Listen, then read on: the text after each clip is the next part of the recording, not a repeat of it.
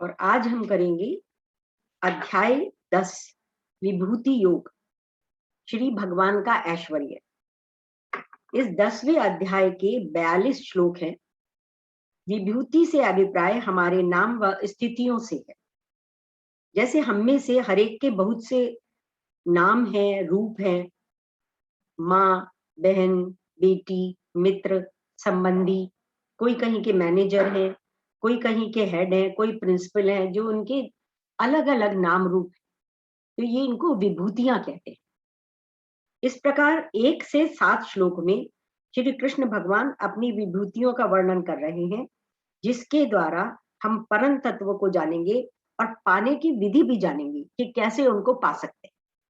अभी तक तो बहुत डिफिकल्ट लगता था कि अरे पता नहीं कैसे हमारे लिए पॉसिबल भी है कि नहीं, हम उन्हें पा सकते हैं कि नहीं, पर उन्होंने इतना आसान तरीके से बताया है कि अगर ऐसा करते रहे तो बड़े सहज तरीके से पा सकते, मतलब मोक्ष भी सहज तरीके से पा सकते।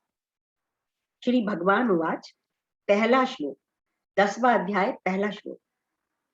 भूय ए महाबाहो शृणु मे परमं वचन यत्ते अहम प्रीयमाणाय वक्ष्यामि हित काम्यया। श्री भगवान ने कहा, हे महाबाहु अर्जुन, और आगे सुनो, चूंकि तुम मेरे प्रिय सखा हो, अतः मैं तुम्हारे लाभ के लिए ऐसा ज्ञान प्रदान करूंगा जो अभी तक मेरे द्वारा बताए गए, जितना पुरातन मैंने ज्ञान अभी तक बताया उससे भी श्रेष्ठ है। मतलब वीवीआईपी जिसे हम कहते हैं ना, इम्पोर्टेंट, वो है। यानी इन English, O Mahabaho, listen again to my supreme word which I will speak to you who are delighted for your welfare. जो तुम्हारे उन्नति से, तुम्हारे आगे बढ़ने की जो बातें हैं उनसे खुश होने वाला है, वेलफेयर से खुश होगा। शिष्य का हित ही गुरु के ज्ञान देने का एकमात्र कारण होता है। बिना मांगे गुरु जो भी ज्ञान अपने शिष्य को देता है वह शिष्य के लिए ही होता है, उसके हित के लिए ही होता है। गुरु कोई ट्यूशन देने वाला टीचर नहीं, जिसका ज्ञान घड़ी की सुइयों पर निर्भर होता है। गुरु का ज्ञान तो आपके अंग संग समाया होता है। गुरु की कही बातें यदि दुकानदारी के समय भी याद आ रही हो तो वह ज्ञान है, और गुरु की बातें सुनते अगर दुकान की याद आ रही है तो वह ज्ञान बेकार है। मतलब उनकी बातें आए, कोई भी, हम किसी भी फंक्शन में गए हैं, किसी भी जगह गए हैं और हमें गुरु की बात याद आ रही है कि अरे गुरु ने ऐसा कहा था, इट इज सो, तो उसके बाद वो उनका ज्ञान आपके अंग संग आपके हर समय साथ हो गया। और अगर आप उनकी बात सुनते हुए भी या कोई खास काम देखते हुए भी घर की बिजनेस की यादें आ रही हैं, गुरु की बात याद नहीं आ रही है, तो ज्ञान बेकार है। कृष्ण जी ने अर्जुन को व्यवहारिक ज्ञान दिया, यानी उस ज्ञान को आप यदि अपने जीवन में उतार लें तो आप उसको अनुभव कर सकते हैं। तभी तो कबीरदास जी ने कहा है, तू तो कहता कागज की लेखी, मैं कहता निज आखन देखी। तो हमने जो भी अनुभव किए हैं, देखो एक स्टेज ऐसी आती है हमारे मनुष्यों की, 70, 80, 90 के जब होते हैं, कि सब सब जो ज्ञान दिया गया है वो सारा ज्ञान धीरे धीरे हम एक्सपीरियंस करते। बहुत सारी बातें ऐसे जीवन में एक्सपीरियंस से ऑटोमेटिकली हमें आ जाती है। तो कहता, मैं कहता निज आँख न देखी, अनुभव की बात कि मैंने देखा है। तुम तो कागज की लेखनी पे, हम व्हाट्सएप पे इतने मैसेज आते हैं, सुनते हैं और सोचते हैं अरे वाह कितना अच्छा, लेकिन उसी को जब जीवन में हमने देखा होता है तो एक्सपीरियंस्ड होता है, हमें उसका ज्ञान पूर्णतया हुआ होता है। और अब सेकंड श्लोक, ना मे विदुः सुरगणः प्रभवन न महर्षयः अहम आदिर ही देवानां महर्षिणां च सर्वशः। ना तो देवतागण मेरी उत्पत्ति या ऐश्वर्य को जानते हैं और ना ही महर्षि गण ही जानते हैं, क्योंकि मैं सभी प्रकार से देवताओं और महर्षियों का भी कारण स्वरूप उद्गम हूं। In English, neither the hosts of God nor the great sages know my origin, for in all respects I am the source of all the gods and the great sages.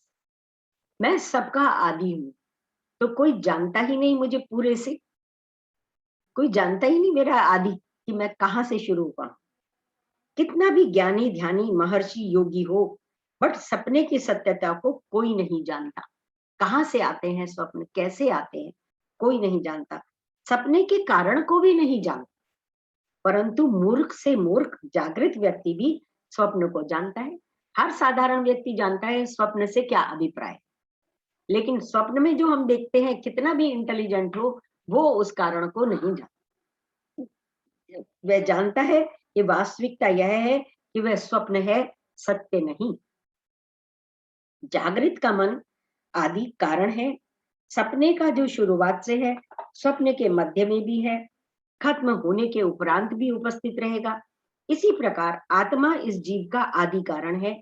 वह इस जीव से पहले भी थी, जीव के साथ भी है, तथा जीव के अंत होने के बाद भी रहेगी। सोना आभूषण से पहले भी था, आभूषण के भीतर भी है, और आभूषण के नष्ट होने के उपरांत भी रहेगा। श्री श्री ने बहुत ही सहज ढंग से समझाया है कि एक बॉल ले लीजिए और ढूंढिए कहां से स्टार्टिंग है। मैंने ऐसे ही खोला था यूट्यूब उनका कोई मेडिटेशन करने के लिए, तो बीच बीच में उनके ज्ञान के कुछ अंश मिल जाते हैं।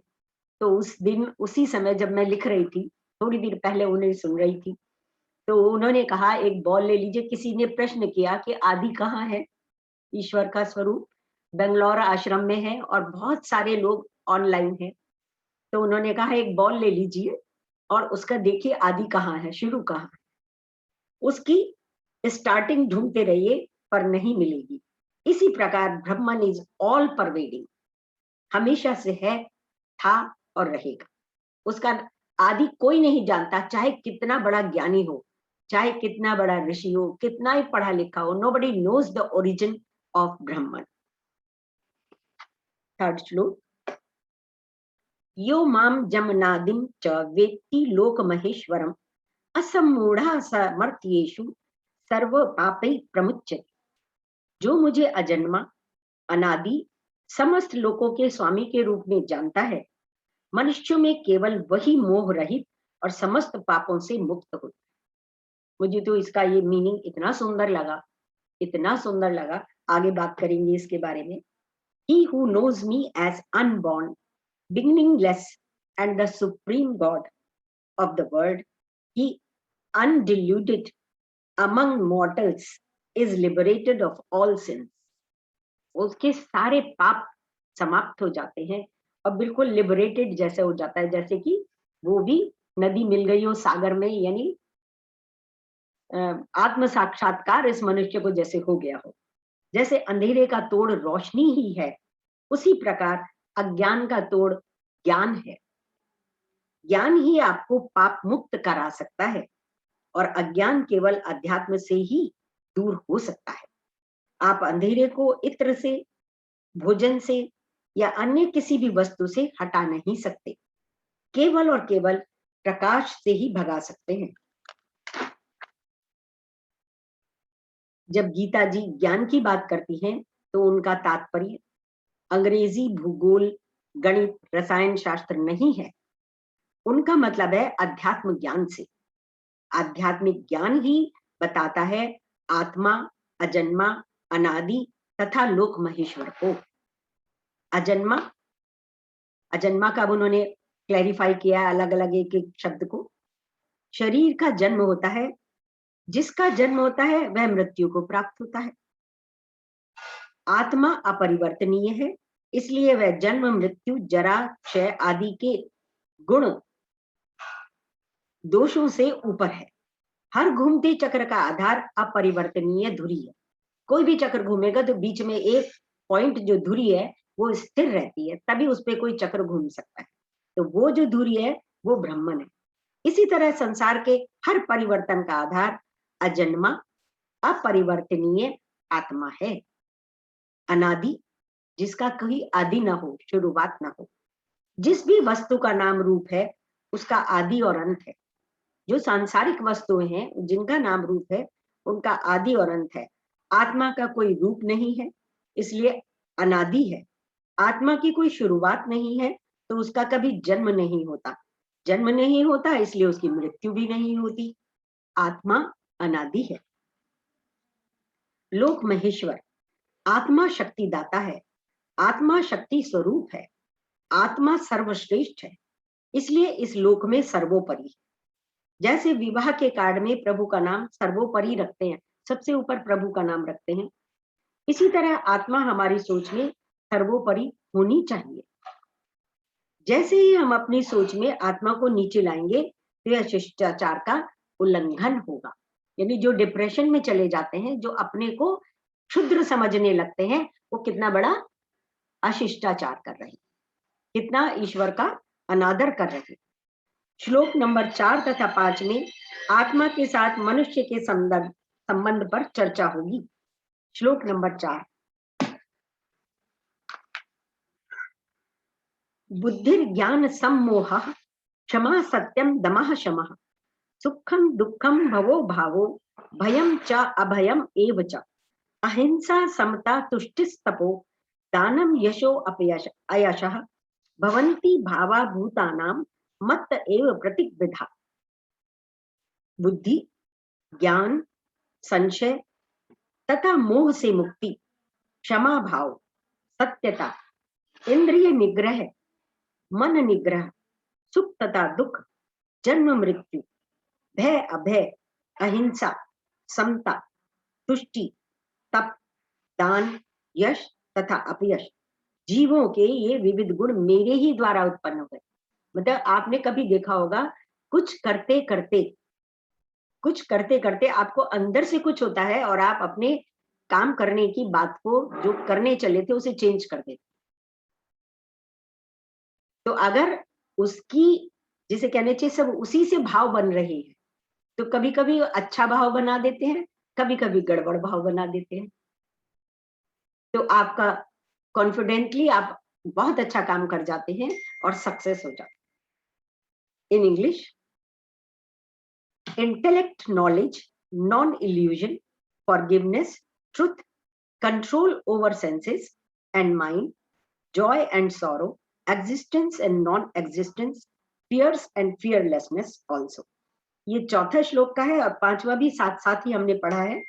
Non injury, equanimity, contentment, austerity, clarity, fame and infamy, different kind of characteristics of beings arise from me alone.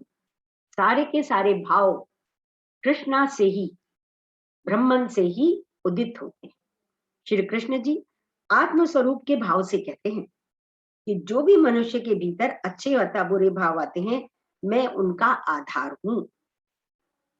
आत्मा कागज है तो अच्छे बुरे भाव शब्द, आत्मा मिट्टी है तो अच्छे बुरे भाव बर्तन हैं, आत्मा समुद्र है तो अच्छे बुरे भाव लहरें हैं, आत्मा धागा है तो कमीज, पैंट, पगड़ी इत्यादि अलग अलग वस्त्र, नाम उनके अलग अलग हैं पर भाव वही है।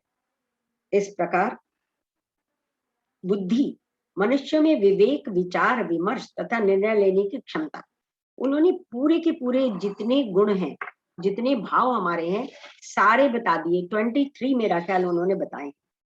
23 में से सबसे पहले कहीं भी कोई भी काम करते हैं, गुरुजी भी बार बार हमसे कहते हैं, डेवलप योर स्किल, इंटेलिजेंस, विवेक।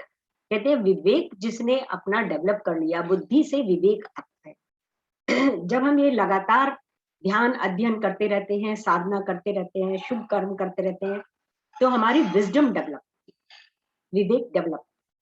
तो बुद्धि के लिए क्या कहा है? मनुष्य में विवेक, विचार, विमर्श तथा निर्णय लेने की क्षमता, दैट इज बुद्धि। बुद्धि के द्वारा होता है ये सब कुछ। ज्ञान, जैसी और जितनी बुद्धि होगी उतना ही ज्ञान होगा।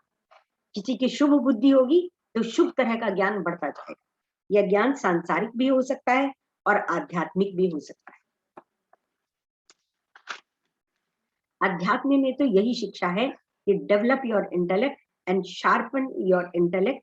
केवल किसी की भी कृपा दृष्टि से आप जीवन की परेशानियों से बाहर नहीं निकल सकते।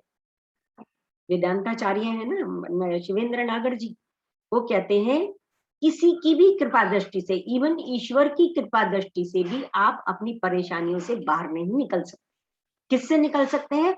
विवेक से, पुरुषार्थ से, आप जीवन की परेशानियों से बाहर नहीं निकल सकते, परंतु यदि आपकी बुद्धि शार्पन्ड है, सेल्फ से कनेक्टेड है, फोकस्ड है, तो आप अपने पुरुषार्थ से, बुद्धिमत्ता से सब चैलेंजेस को पार कर निकल सकते हो।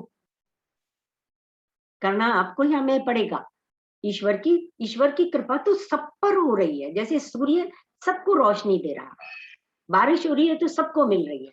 वो किसी एक को चुन चुन के ज्यादा कम नहीं देते हैं।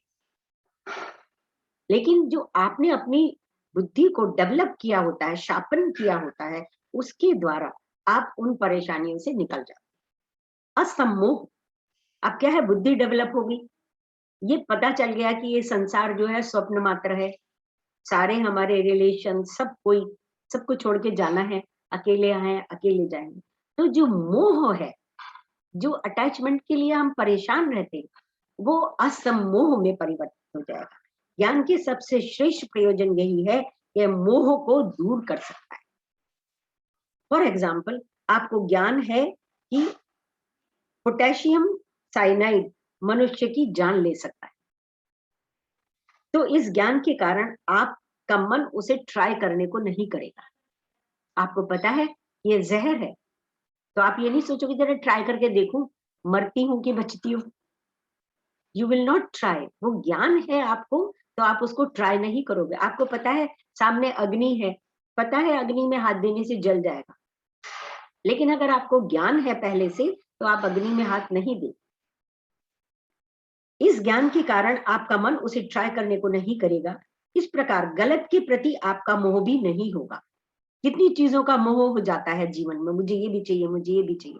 ये जो गलत है, जो आपके पॉकेट से बाहर है, जिसको करने से कोई लाभ नहीं हो रहा, वो ज्ञान जब आपके अंदर आ जाएगा तो उसके प्रति आपका मोह नहीं होगा।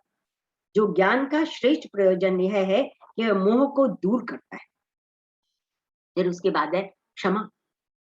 यदि आप ज्ञानी हैं तो स्वभावतः आप क्षमाशील होते हैं, लेट गो करते रहते हैं। गुरुजी ने बताया ये, है ना। फॉर एग्जाम्पल, छोटा बच्चा बिस्तर में लघु शंका करता है, तो माँ उसे क्षमा कर देती है, थोड़ा सा कुछ कहीं भी समझाने के लिए, लेकिन क्षमा कर देगी। ऐसा नहीं है कि उसे पनिश करेगी, क्योंकि उस बच्चे को अभी ये अक्ल बुद्धि नहीं है कि लघु शंका कहाँ करनी चाहिए। सो अगर आप किसी को क्षमा नहीं करते तो समझ लीजिए आप ज्ञान से अभी कोसों दूर हैं। अगर क्षमा नहीं करते किसी की गलती पर, तो समझ लीजिए कि अभी आपको बहुत ज्यादा ज्ञान अर्जित करने की आवश्यकता है, अपने को डेवलप करने की आवश्यकता है। सत्य, ब्रह्म ज्ञान ही सत्य है, बाकी सारे सांसारिक ज्ञान की समय सीमा। जैसे समाचार पत्र का जीवन कितने दिन का है? 1 घंटा, 2 घंटा, 1 दिन। स्कूल की पुस्तकों का जीवन कितना है? 1 साल, 2 साल। शब्दकोश का जीवन कितने दिन का है? 10 साल। और जो गीता जी आप और हम पढ़ रहे हैं, उनका जीवन कितनी देर का? गीता जी का ज्ञान सनातन है। 5000 वर्ष पूर्व भी ये ज्ञान यूजफुल था, आज भी महत्वपूर्ण है और भविष्य में भी होगा। परंतु सांसारिक ज्ञान कुछ समय पश्चात ऑब्सलीट हो जाता। जैसे किसी को वीसीआर रिपेयर करने का ज्ञान था, किसी को लिहाफ में धागे डालने का ज्ञान था, है ना, चूल्हे पर रोटी पकाने का ज्ञान था। धीरे धीरे धीरे धीरे वो ज्ञान ऑब्सलीट हो गए, उनकी आवश्यकता ही नहीं है, डिमांड ही नहीं है। इस तरीके से वो सब ज्ञान जो सांसारिक ज्ञान है, धीरे धीरे उनको अपग्रेड करते रहने की जरूरत पड़ती है। लेकिन गीता जी का ज्ञान 5000 वर्ष पूर्व भी उतना ही यूजफुल था, उतना ही महत्वपूर्ण था, जितना आज है और जितना भविष्य में होगा। दम, इसे खास ध्यान देने की जरूरत है इस शब्द को। दम बंदे में है, दम बंदे में था, दम ऐसे करते हैं ना, बोलते हैं ना। हिंदी भाषा में हम अक्सर इस शब्द का प्रयोग करते हैं, बंदे में बहुत दम है, उसकी बात में बहुत दम है। इसका मतलब शारीरिक शक्ति का नहीं, अपितु उसके कमिटमेंट से है कि उस व्यक्ति ने यदि कोई संकल्प लिया है, तो कैसे अपनी इंद्रियों को, मन को वश में कर अपने संकल्प की पूर्ति के लिए कितना प्रयत्न, कितना परिश्रम करता है।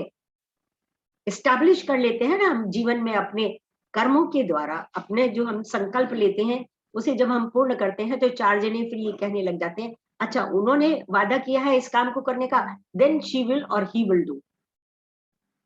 विश्वास हो जाता है, तो उनकी बात में दम है। अगर उन्होंने कहा यस आई विल डू, तो वो कैसे भी, कितने भी परिश्रम और प्रयास के द्वारा उस कर्म को करेंगे ही। दैट इज कॉल्ड दम। शम यानी मन को वश में करना, जैसे वीणा के तार पर नियंत्रण करना। इतना वश में करना, वीणा के तार को जरा भी ढीला छोड़ दो तो म्यूजिक नहीं निकलेगा, और जरा भी ज्यादा टाइट कर दो तो टूट जाएगा। तो उसको बिल्कुल एक्ट करना पड़ता है, बिल्कुल अकॉर्डिंग टू तार, जिसमें से म्यूजिक निकल सके। ऐसे मन को इस तरीके से वश में करना पड़ता है, ना तो किसी को गलत शब्द बोले जो उसे टच कर जाए, और ना जब नो करने का समय है तो चुप रहे डर के मारे। तो क्या लिखा है, यानी मन को वश में करना, जैसे वीणा के तार पर नियंत्रण करना। यदि वीणा का तार ज्यादा खींच दो तो टूटने का डर, और अगर ढीला छोड़ दो तो उसमें संगीत नहीं बजता। जीवन में यदि सही संगीत चाहिए तो मन को ना अधिक ढीला छोड़ो, ना इतना ही खींचो कि जीवन चलना ही दूभर हो जाए। मध्यम मार्ग अपनाए। हमारे गुरुजी ने कई बार कहा है, मध्यम मार्ग अपनाए। टू मच किसी भी चीज के लिए, चाहे कोई शौक हो और चाहे कोई भी काम हो, उसके लिए टू मच, अति वर्जयी। भाव, अभाव। उत्पत्ति एंड प्रलय संसार का कोई भाव नहीं है, और आत्मा का अभाव नहीं है, परंतु हमने जिसका भाव नहीं है उसका भाव बढ़ाया हुआ है, और जिसका कभी कोई अभाव नहीं है उसे दरकिनार रखा हुआ है। अहिंसा, जहां दो हैं ही नहीं, फिर आप कैसे किसी को मार सकते। उन्होंने अहिंसा को ऐसे एक्सप्लेन किया है कि जब हम सब एक हैं, एक ही आत्मा के भिन्न भिन्न रूप बने हुए हैं, जब हम दो हैं ही नहीं तो किसी दूसरे को मार कैसे सकते। अहिंसा शब्द से अभिप्राय है भीतर और बाहर दोनों प्रकार की अहिंसा, परंतु यदि आवश्यक हो तो बाहरी हिंसा फिर भी, यानी शारीरिक रूप की हिंसा एक बार कर सकते हैं, परंतु आंतरिक स्तर पर हिंसा दयनीय है। आंतरिक रूप पर हिंसा नहीं होनी चाहिए। मन में विचार नहीं आते रहने चाहिए कि मुझे इसे मारना है या उसको कष्ट पहुंचाऊं या उसकी हानि करूं।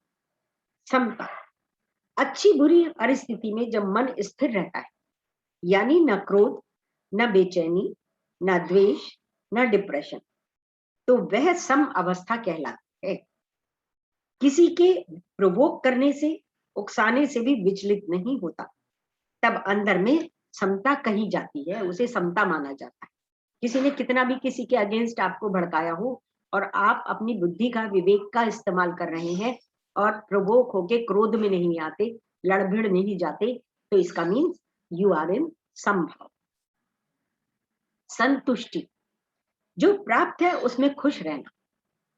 साईं इतना दीजिए जामे कुटुंब समाए, मैं भी भूखा ना रहूं साधु ना भूखा जाए। इतना होना चाहिए कि आपका भूखा ना रहे और आपके घर कोई आ जाए तो वो भूखा ना जाए। इसे कहते हैं संतुष्टि। और क्या होता है, भरे पड़ा हुआ है, इतना सारा खाना बनता है, खाने के टाइम पर भूख नहीं है, क्योंकि चुटर पुटर खा खा के जो है, जो हम लोग खाते हैं ना, ये पॉपकॉर्न खा लिया और ये खा लिया और वो खा लिया, चिंगम खा ली, तो उससे क्या है, भूख मर जाती है। इतना सब फिकता है फिर, और उसके बाद भी संतुष्टि नहीं है, तृप्त नहीं है, सेटिस्फाइड नहीं है। तप, तप का अर्थ है अपने जीवन को एक लक्ष्य में लगा, और कोई भी प्रलोभन आए या कोई भी आपको प्रलोभन देकर लक्ष्य से विमुख करने का प्रयास करे, तो वस्तुओं को, व्यक्तियों को दृढ़ता से ना ही कहना तप है। बहुत पहले की बात है, हमने कहा नो कहना भी आना चाहिए। हर बात को अगर हम गुडी गुडी गुडी गुडी करते रहेंगे तो सही बात के लिए नो कैसे कहेंगे कि ये नहीं होना चाहिए। नो कहना भी आना बहुत आवश्यक है। तो यहाँ पर आ गया वो तप है। आप जिस लक्ष्य में लगे हुए हैं, उस लक्ष्य में अगर कोई बाधा आ रही है या कोई प्रलोभन आ रहा है, तो यू शुड से नो, मुझे ये करना है, I don't want to do this. आप अपने रास्ते पर चलते चलो, अपने लक्ष्य के प्रति बढ़ते रहो, बस वही प्रवृत्ति तप है। दान, अपने गुणों को दूसरे के साथ बांटना ही दान है। यह गुण, धन, तन, मन, सांसारिक ज्ञान तथा आध्यात्मिक ज्ञान का कोई भी स्वरूप हो सकता है। यह दान जब देश काल पात्र को देखकर दिया जाए तो सात्विक, जैसे दान किसी जरूरतमंद को दिया जाए तो वो सात्विक दान है। और अहंकार, लोभ और दिखावे के लिए, नाम के लिए, ताली बजवाने के लिए, अखबारों में नाम के लिए दिया जाए तो राजसिक दान है।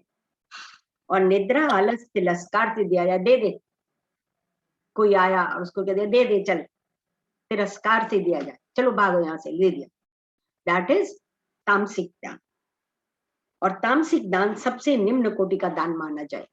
उसका जितना लाभ आपको दान का होता है, सात्विक दान का, उतना दान राजसिक दान का भी आपको फल नहीं मिलेगा, और तामसिक का तो बिल्कुल नहीं मिलेगा। सबसे निम्न कोटि का दान, मतलब दो तो खुशी से दो, प्रेम से दो, दूसरे की आत्मा को सेटिस्फेक्शन होना चाहिए, दान लेने वाला भी संतुष्ट, देने वाला भी संतुष्ट। यश अपयश, इस संसार में ऐसा कोई व्यक्ति नहीं जिसे केवल यश ही यश मिलता है, न ही कोई ऐसा व्यक्ति है जिसे अपयश ही अपयश मिलता है। हर मनुष्य को परिस्थितियों के अनुकूल कोई यश देता है, कोई अपयश देता है। आप देखो, हमारे इतने बड़े बड़े भगवान भी हो गए, राम भी हो गए, कृष्ण भी हो गए, बुद्धा भी हो गए, उनको भी 100% लोग यश नहीं देते। कितने लोग उनकी बुराई भी करते हैं, राम की बुराई करते हैं, कृष्ण की भी बुराई करते हैं कि वो तो चोर थे, माखन चोर थे, ऐसे कह के उनकी लीलाओं को, है ना, अपयश देते हैं। कोई अपयश देता है, कोई व्यक्ति किसी की तारीफ करता है तो कोई बुराई करता है। आप अपने आप को देख लो, कोई आपसे इतना खुश रहता है कि वो कहेगा वाह, इससे बढ़िया इंसान मैंने नहीं देखा, और कोई कहेगा वो तो ऐसा है। सब तरह के हैं। तो कोई भी एक व्यक्ति ऐसा नहीं जिसे केवल जीवन में यश ही यश मिला हो, तारीफ ही तारीफ मिली हो, और कोई भी ऐसा नहीं है जिसे अपयश ही अपयश मिला। अंत अंत में कृष्ण जी आत्मस्वरूप के भाव से युक्त होकर कहते हैं कि ये सब अच्छे बुरे भाव हैं, वो मुझसे उत्पन्न हो गए। जैसे सिनेमा का प्रोजेक्टर कहता होगा कि जितने भी चलचित्र आए हैं वे मुझसे ही प्रकाशित हुए, परंतु मेरा उन चलचित्रों से कोई संबंध नहीं है, भाव सारे वहां से उत्पन्न हो गए, कृष्ण जी के आत्मस्वरूप से उत्पन्न हुए, परंतु उनका उन भावों से कुछ लेना देना नहीं। छठा श्लोक,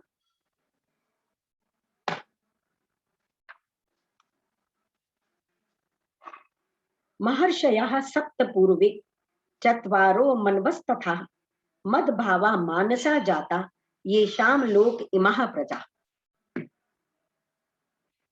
सप्तर्षि गण तथा उनसे भी पूर्व 4 अन्य महर्षि एवं सारे मनु, मानव जाति के पूर्वज, सब मेरे मन से उत्पन्न हुए हैं, और विभिन्न लोकों में निवास करने वाले सारे जीव उनसे अवतरित हैं।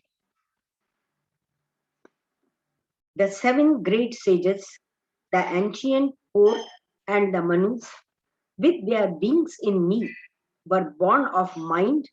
From them are these creatures of the world. आज जितने भी संसार में प्राणी हैं, सब मनु से आगे चले। कैसे कैसे? इसमें पुराणों का जिक्र है, पूरा बताया है। पुराणों के अनुसार मारीची, अंगिरा, अत्रि, पुलस्त्य, पुलह, केतु और वशिष्ठ, ये सप्त महर्षि जो ब्रह्मा जी के पुत्र हैं, ब्रह्मा जी के मन से पैदा हुए, ये सब ब्रह्मा द्वारा संकल्प रचित है। सारे सप्तर्षि विवाहित थे। इन ऋषियों से पूरी की पूरी सृष्टि संतान रूप में पैदा हुई। शास्त्रों के अनुसार बिंदुज और नाद 2 तरह की संतान होती है। ये तो ऐसी एक्सप्लेनेशन है जो आज तक पढ़ा ही नहीं हमने, आज पहली बार पढ़ा। स्त्री पुरुष के संयोग से उत्पन्न होने वाली संतान को बिंदुज कहा जाता है, और शब्द अर्थात दीक्षा मंत्र, उपदेश आदि से उत्पन्न संतानों को नाद कहा जाता है, नाद संतान कहा। 14 मनु जिन्होंने आगे जाकर पहला सांसारिक कानून बनाया, ये बीज संतानें थी, जिसके लिए कृष्ण जी ने इस श्लोक में मेरे भाव से उत्पन्न शब्द का प्रयोग किया है। तथा 4 सनद कुमार नाद संतानें थीं, जिसके लिए श्री कृष्ण जी ने इस श्लोक में मेरे मन से उत्पन्न हुए शब्द का प्रयोग किया। ये तो सबको पता है कि कृष्ण जी के नाभि से ब्रह्मा उत्पन्न हुए, ब्रह्मा जी से सप्त ऋषि उत्पन्न हुए, सप्त ऋषियों की सबकी शादी हुई भी है ना। अभी और पूरा एक्सप्लेनेशन आ रहा है सामने। 14 मनु प्रतीक हैं बाह्य शरीर के। जो हमारा शरीर है उसमें बाह्य शरीर जो है, जिसमें 5 कर्मेंद्रियां हैं और 5 ज्ञानेंद्रियां हैं, तथा अपान, समान, ज्ञान और उदान नामक प्राणों की उत्पत्ति हुई। इस तरह 14 मनु हो गए हम सबके अंदर, 14 मनु। ये सब स्थूल शरीर वीर्य रूपी बीज से उत्पन्न हुए हैं, इसलिए इन्हें बिंदुज शरीर का नाम दिया जाता है। संकादिक 4 संतानें नाद शरीर का द्योतिक है। ये अंतःकरण के प्रभाव से होती हैं। इस अंतःकरण में मन, बुद्धि, चित्त, अहंकार नामक संतानें हैं। ये विचार, दीक्षा, मंत्र, उपदेश आदि से पैदा, मन, बुद्धि, चित्त, अहंकार नामक संतानें ये विचार, दीक्षा, मंत्र, उपदेश आदि से पैदा होती है। विष्णु जी की नाभि से ब्रह्मा जी की उत्पत्ति हुई है, ब्रह्मा जी से सप्त ऋषियों की, सप्त ऋषियों से मनु तथा बिंदु संतानों की, तथा संकादिक रूपी नाद संतानों की उत्पत्ति हुई है। विष्णु अर्थात आत्मा, ब्रह्मा जी अर्थात वासना, सप्तऋषि अर्थात संकल्प, संकादि अर्थात मन, बुद्धि, अहंकार, 14 मनु अर्थात 4 प्राण तथा 10 इंद्रियों का बाह्य स्वरूप। इन दोनों शरीरों से संसार का अनुभव होता है। दोनों प्रकार के शरीर से, जो हमारा कर्मेंद्रियां, ज्ञानेंद्रियां, प्राण हो गया, मन, बुद्धि, अहंकार, चित्त, इनसे हमें संसार की चीजों का अनुभव होता है। जहां बाह्य शरीर व सूक्ष्म शरीर न रहे तो हम गहरी नींद अर्थात सुषुप्ति में चले जाते हैं। जब बाह्य शरीर से प्राणा चला जाता है, चारों प्राण गायब हो जाते हैं, तो हम जिसे कहते हैं देहांत हो गया, तो फिर हम गहरी सुषुप्ति में चले जाते, रहे नहीं, फिर हम शरीर न रहे तो हम गहरी नींद अर्थात सुषुप्ति में चले जाते हैं। गहरी नींद में पहुंचते ही संसार अव्यक्त हो जाता है। फिर जो हम उठ के काम करते हैं और हम व्यक्ति बन जाते हैं, व्यक्त हो जाते हैं, वो फिर गहरी नींद में जाते ही हम अव्यक्त हो जाते हैं। ब्रह्मा जी की 1 दिन और 1 रात का वर्णन पहले बताया गया है कि 43,20,000 दिन का एक दिन होता है, और इसी तरीके से 43,20,000 दिन का जो टाइम है उतने की रात हमारे। तो इस तरीके से जैसे ही सुबह होती है, हम सब अपने अपने कामों में लग जाते हैं, बिस्तर से उठ जाते हैं, व्यक्त हो जाते हैं, दिखने लगते हैं, कामों में लगे, हम हाथ पैर चल रहे हैं, बुद्धि चल रही है, शरीर चल रहा है, तो हम व्यक्त हो जाते हैं, व्यक्ति बन जाते हैं। और फिर जब रात्रि आती है तो हम सब सोने चले जाते हैं और हमें खुद को ही अपना पता नहीं रहता कहाँ जाते हैं, अव्यक्त हो जाते।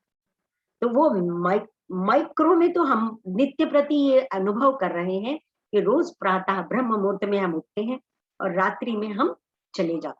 और यही काल समय में ब्रह्मा जी के एक उसमें प्रलय और जो कहते हैं ना स्टार्ट होना जीवन का, जो जन्म होता है संसार का, व्यक्त होता है, वो शुरू हो जाता है। वो माइक्रो में भी है और मैक्रो में। इस प्रकार 7वां श्लोक बहुत इंपॉर्टेंट लिखवा रखा है उन्होंने 7वें श्लोक को। एताम विभूति योगम च मम यो वेत्ति तत्वतः। अब सबसे बड़ी बात क्या है कि इतना इतना बता बता के कृष्णा गोल गोल घुमा के हमें बिल्कुल दिग्भ्रमित कर देते हैं कि किस तरह से उनके तत्वों को जाने। इस श्लोक को पढ़ें और ध्यान से पढ़ें। एताम विभूतिम योगम च मम यो वेत्ति तत्वतः सो अविकल्पेन योगेन युज्यते नात्र संशय।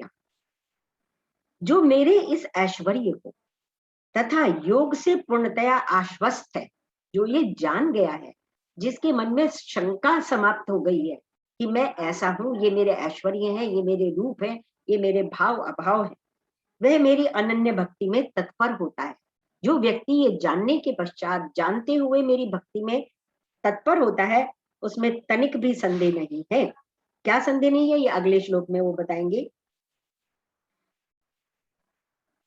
In English, those with mind in me, with prana, life's activity, absorbed in me, enlightening one another, and always speaking of me, they are contented and delighted. आप रस्सी को सांप पद समझ बैठे हो, एग्जाम्पल के लिए उन्होंने बताया, आप रस्सी को सांप समझ बैठे हो तो डरोगे। जब आप उसे रस्सी को सांप समझ रहे हो तो डर लग ही रहा है, परंतु जैसे ही ये वास्तविकता जानोगे कि ये रस्सी है, सांप नहीं, तो आपका भय चला जाएगा। इसी प्रकार संशय रहित व्यक्ति का मन कभी नहीं डोलता। जब संशय समाप्त हो गया कि ये सांप नहीं है, तो डर खत्म। कृष्ण जी रस्सी के एग्जाम्पल से मानो समझा रहे हैं, कृष्ण जी रस्सी हैं, परंतु संशय के कारण, भ्रम के कारण हम रस्सी को सांप समझकर डर रहे हैं। इसी प्रकार ये संसार उस परम की अभिव्यक्ति है।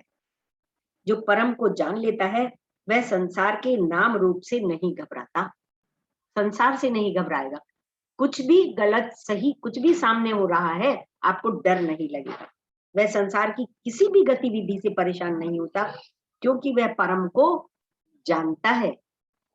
परंतु जो उस परम को नहीं जानता, उसे संसार अस्त व्यस्त और पस्त करता है। आप एक हो, परंतु आपकी भी कितनी विभूतियां हैं, आपका कितने रूप है, नाम है, किसी के भाई, किसी के पिता, किसी के पति, किसी का बेटा, इत्यादि इत्यादि। ये सब विभूतियां क्षणभंगुर है। हमारी सांसारिक लोगों की ये सारी विभूतियां क्षणभंगुर है। जब तक दादा दादी हैं, तब तक आप पोता हो। विभूतियां हैं, दादा दादी को हम दादा दादी कहते हैं, हम पोता है। दादा दादी कल नहीं रहेंगे, पोता भी नहीं रहेगा। पोता जो विभूति थी, दैट विल गो अवे। बुजुर्गों का अंत होगा, आपकी विभूति भी नष्ट हो जाए। इसी प्रकार भविष्य में और कई नई विभूतियां मिलेंगी। आज आपके संतान नहीं है, आज आपके दादा दादी और आप हैं। कल आपके संतान होंगे तो आपकी एक विभूति जुड़ जाएगी, पिता की, माता की। ये सारा संसार, सारे दृश्य और दृश्य परमात्मा की विभूति है। जैसे सारा स्वप्न संसार जागृत के मन की विभूति है। जब तक जागोगे नहीं, स्वप्न की इन विभूतियों में फंसे रहो। इसी तरह जब तक ब्रह्म ज्ञान में नहीं जाओगे, यह संसार की विभूतियां आपको फंसाए रखे। तो तत्व से जो हमने जान लिया कि ये सब कृष्णा के भाव अभाव हैं, बिल्कुल जैसे हमारे शरीर में जो भी कुछ हो रहा है, शरीर एक है पर डिफरेंट डिफरेंट कितने काम एक साथ फंक्शन हो रहे होते हैं, ऐसे संपूर्ण सृष्टि में, सारी सृष्टि में ऑल परवेडिंग ब्रह्मन है कृष्ण। जय गुरुदेव। आज का इतना ही।